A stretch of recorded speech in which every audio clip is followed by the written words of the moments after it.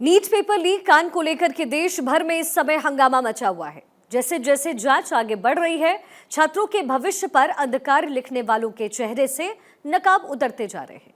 NEET paper leak कांड में एक नए किरदार की एंट्री हुई है।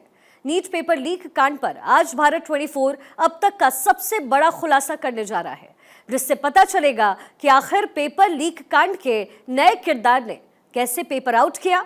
भारत 24 पर एक्सक्लूसिव रिपोर्ट आपको हम दिखाते हैं।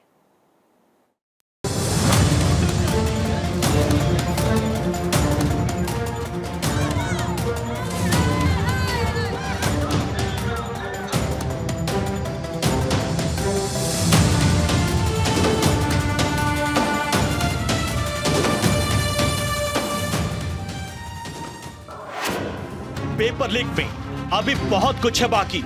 नया किरदार सामने आया, रॉकी।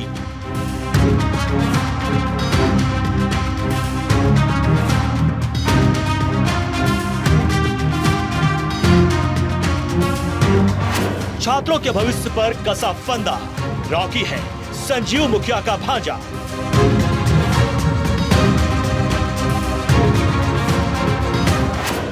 बड़ा है माफियाओं का जाल।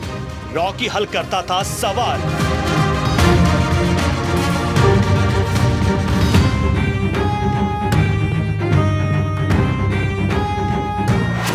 झारखंड में सब कुछ किया था सेट। हर पेपर के लेता था ऊंचे रेट।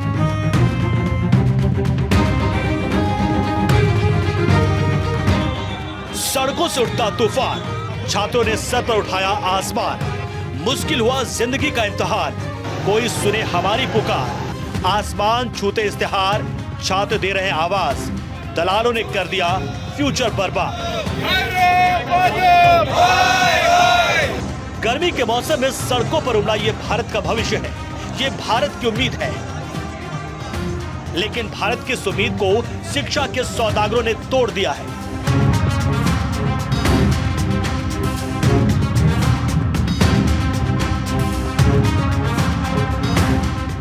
नीट पेपर लीक मामले के तार बिहार के बाद अब झारखंड से जुड़ते नजर आ रहे हैं। सूत्रों की माने तो नीट का पेपर झारखंड के हजारीबाग एक सेंटर से लीक हुआ।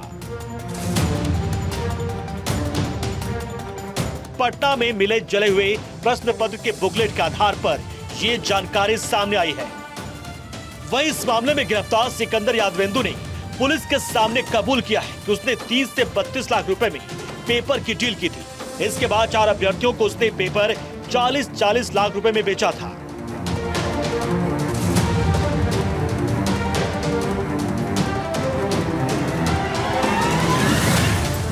छात्रों के भविष्य पर तेजाब डालने वालों में रॉकी का सबसे अहम किरदार है। नीट पेपर लीक गिरोह का सरगना नालंदा का संजीव मुखिया उर्फ लूटन के भांजे ने, राकेश रंजन उर्फ रॉकी ने हजारीबाग से पेपर उड़ाने की साजिश रची थी। हमारे देश में इतना बड़ा एग्जाम लीक हो रहा है, जो 25 लाख एस्पिरेंट्स ये एग्जाम देते हैं, उन सब की उम्मीदें टिकी हैं इस एग्जाम पर उसके बावजूद अगर इतनी अनगहली सरकार दिखा रही है और अगर इतना बड़ा एग्जाम जो इतने बच्चों का फ्यूचर डिसाइड कर रहा है, अगर वो ऐसे लीक हो रहा है तो फिर इसमें इन्वेस्टिगेशन की ज़रूरत है और रिस्पॉन्सिबिलिटी लेने की ज़रूरत है। तो ये एक बच्चों के फ्यूचर के साथ खिलवाड़ हो रहा है। ये जो परीक्षा कैंसिल हुआ है तो बहुत से ऐसे स्टूडेंट हैं जिन्होंने अच्छे मार्क्स लाए हैं, जिन्होंने पढ़ के पास हुए थे, एवं इस हिसाब से उनका भी तो परीक्षा कैंसिल हो रहा है।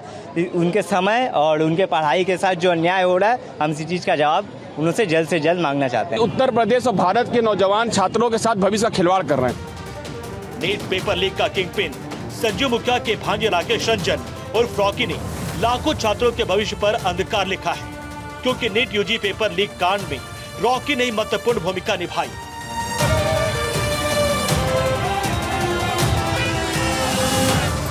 सूत्रों के मुताबिक नीट पेपर लीक का किंगपिन संजीव मुखिया के भांजे ने हजारीबाग से नीट का पेपर उड़ाया था।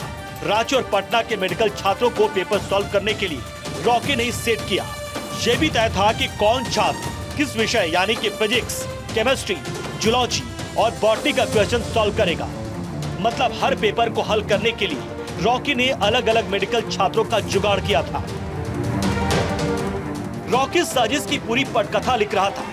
छात्रों के भविष्य को बर्बाद करने वाली तहरीर को सुनने के लिए नीट पेपर लीक कांड का सरगना संजीव मुखिया और सिकंदर रॉकी के ठिकाने पर जाते थे और इस दौरान इन लोगों के साथ अवधेश भी मौजूद रहता था। तारीख 5 मई थी और वक्त सुबह का, जब छात्र मन में अपने उज्जवल भविष्य का सपना लिए एग्जाम सेंटर की तरफ बैठने की तैयारी कर रहे थे। उसी वक्त रॉकी उनके भविष्य की बर्बादी की पटकथा लिख रहा था।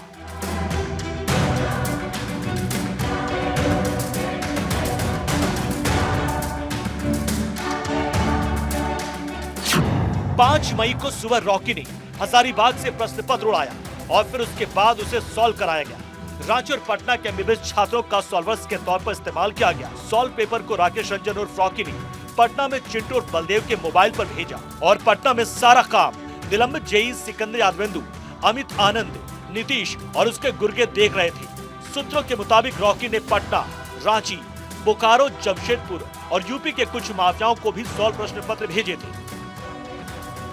सूत्रों के मुताबिक रॉकी संजीव मुखिया का बड़ा राजदार है। पुलिस संजीव के साथ रॉकी की भी तलाश कर रही है और रॉकी के ठिकानों पर छापेमारी की जा रही है।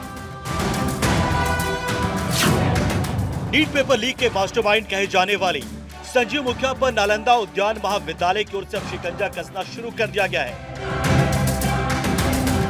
संजीव मुखिया नूरसराय के उद्यान महाविद्यालय में तकनीकी सहायक के पद पर कार्यरत था।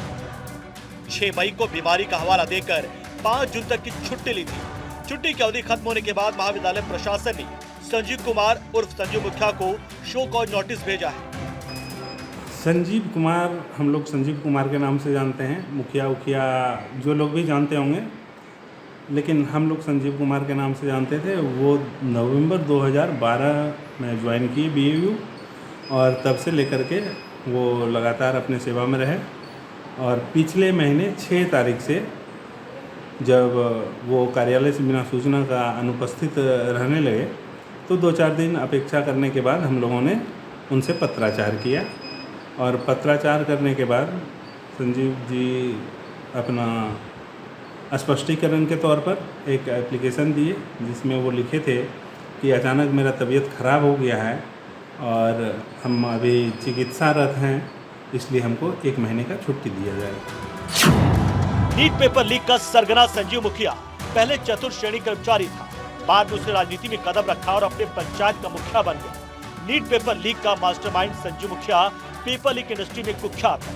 पहली बार 2010 में ब्लूटूथ डिवाइस का इस्तेमाल करके छात्रों को नकल करने में मदद करने में संजीव का नाम सामने आया था। संजीव मुखिया का नाम 2016 में सिपाही भर्ती परीक्षा से लेकर बीपीएससी समेत कई परीक्षाओं के पेपर लीक मामले में सामने आ चुका है। संजीव जेल भी जा चुका है। संजीव मुखिया को लूटन के नाम से भी जाना जाता है। संजीव मुखिया के बेटे शिव कुमार को बीपीएससी पेपर लीक मामले में गिरफ्तार किया गया था। जैसे जैसे जांच अपना दायरा बढ़ा रही है, वैसे वैसे नीट पेपर लीक करने वाले किरदारों के चेहरों से नकाब हटता जा रहा है। ईओयू की जांच में पहली बार पेपर लीक माफिया और साइबर अपराधियों का गठजोड़ सामने आया है। नीट पेपर लीक मामले में अब तक 26 गिरफ्तारियां हुई हैं। इनमें से 13 लोगों को बिहार के पटना से, झारखंड के देवघर से 6, गुजरात के गोधरा से 5, महाराष्ट्र के लातूर से 2 शख्स को गिरफ्तार किया गया है। ईओयू ने झारखंड के देवघर से जिन 5 आरोपियों को गिरफ्तार किया है, उनमें 3 साइबर अपराधी हैं। काजू, बिट्टू और पंकु मुख्य तौर पर साइबर अपराधी हैं। इनके पास से 11 पोस्ट डेटेड चेक, दर्जनों सिम कार्ड भी बरामद किए गए हैं। साइबर अपराधियों के पूछताछ में खुलासा हुआ कि गैंग बंगाल और झारखंड से फर्जी नाम पते पर मोबाइल और सिम खरीदता है। जालसाजों ने कहा, नीट यूजी प्रश्न पत्र लीक कांड में संजीव मुखिया, रॉकी समेत अन्य माफियाओं ने जिन मोबाइल फोन और सिम का इस्तेमाल किया, उन्हें इन साइबर अपराधियों ने उपलब्ध कराए थे। साइबर अपराधियों ने संजीव मुखिया गिरोह के लोगों को सिम कार्ड और शेल्टर मुहैया कराया था। इसके बाद पेपर लीक माफिया ने फर्जी तरीके से लिए गए सिम कार्ड का इस्तेमाल किया। मतलब संजीव मुखिया के भांजे राकेश रंजन और रॉकी ने पेपर लीक करने की पूरी स्क्रिप्ट लिखी थी। छात्रों के भविष्य को बर्बाद करने वाले रॉकी की कुंडली भी देख लीजिए। रॉकी का पूरा नाम राकेश रंजन उर्फ रॉकी है। रॉकी नीट पेपर लीक कांड का सरगना संजीव मुखिया का भांजा है। राकेश रंजन उर्फ रॉकी रांची में होटल चलाता है। रॉकी ने झारखंड में पेपर लूटने से लेकर उसे सॉल्व कराने और फिर मोबाइल पर शेयर करने की पूरी साजिश रची थी। नीट पेपर लीक मामले में 8 आरोपियों की जमानत याचिका पर मंगलवार को पटना एडीजे 5 कोर्ट में सुनवाई हुई। कोर्ट में सरकारी वकील ने बताया कि केस अब सीबीआई के पास चला गया है, जिस पर कोर्ट ने कहा कि इसकी जानकारी ऑर्डर पेपर के साथ दे। पेपर मिलने के बाद मामले की सुनवाई सीबीआई की विशेष अदालत ही करेगी। अगली सुनवाई 2 जुलाई को होगी। आज न्यायालय में पिटिशनर ने अपना पक्ष रखना चाहते थे, लेकिन पीपी महोदय ने कहा कि ये शास्त्री नगर कांड संख्या जो दर्ज की गई थी, ये केस एयूई ने ले लिया। एयूई के बाद वो जो केस है सीबीआई ने दर्ज कर लिया। ये केस सीबीआई के अंडर में चली गई, लेकिन अभी ऑथेंटिक लेटर नहीं है सीबीआई ने अभी पीपी साहब ने कोर्ट को दिया। तो कोर्ट ने एक लेटर मांगे हैं कि ये सीबीआई हैंड ओवर कर लिए, तो उसका लेटर दे दिए कि मैं इस केस को जो है सीबीआई के पास सुपुर्द करूँ, क्योंकि ये जो केस की सुनवाई हो रही थी एडीजे 5 साहब की हो रही थी, वो स्पेशल कोर्ट नहीं है। स्पेशल सीबीआई की अलग कोर्ट है, उस कोर्ट में अभी ये मुकदमा को ले जाया जाएगा। मतलब इसको फॉरवर्ड कर दिया जाएगा। जी जी, अभी जब चिट्ठी आ जाएगी तो पीपी साहब ने जब न्यायालय को चिट्ठी दिखा देंगे तो ये केस जो है सीबीआई स्पेशल कोर्ट के चलेगा। और नेक्स्ट डेट अभी निर्धारित नहीं की, अभी नए सिरे से ये केस का जो सीबीआई सुनवाई करेगी। पेपर लीक मामले में अब तक 13 आरोपी बिहार से और 6 झारखंड के देवघर से गिरफ्तार हुए। इन्हीं में से 8 आरोपियों ने कोर्ट में जमानत के लिए अर्जी लगाई थी। इस मामले में मास्टरमाइंड संजीव मुखिया की गिरफ्तारी नहीं हुई है। उसने कोर्ट में अग्रिम जमानत की अर्जी लगाई है। इस पर कोर्ट ने 15 जुलाई की तारीख तय की थी। अगर मामला सीबीआई के पास जाता है तो अग्रिम जमानत की अर्जी सीबीआई की अदालत में ही लगानी होगी।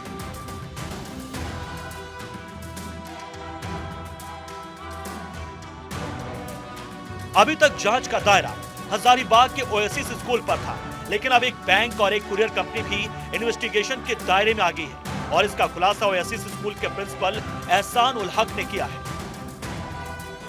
5 तारीख को हमारे यहाँ एग्ज़ाम हुआ। 5 तारीख को हमने बैंक से क्वेश्चन पेपर लाए। उस दिन हमारे यहाँ से कहीं कोई गड़बड़ी नहीं हुई। 5 से पहले 4 को, 3 को, 2 को अगर कहीं से कुछ गड़बड़ी हुई है तो वो जिनके पास क्वेश्चन बुकलेट्स थे वो जिम्मेदार हैं, वो इसके रिस्पॉन्सिबल है और वो जवाबदेह है। एहसान उल हक का कहना था कि पेपर 5 मई को सुबह 8:30 बजे मिला था।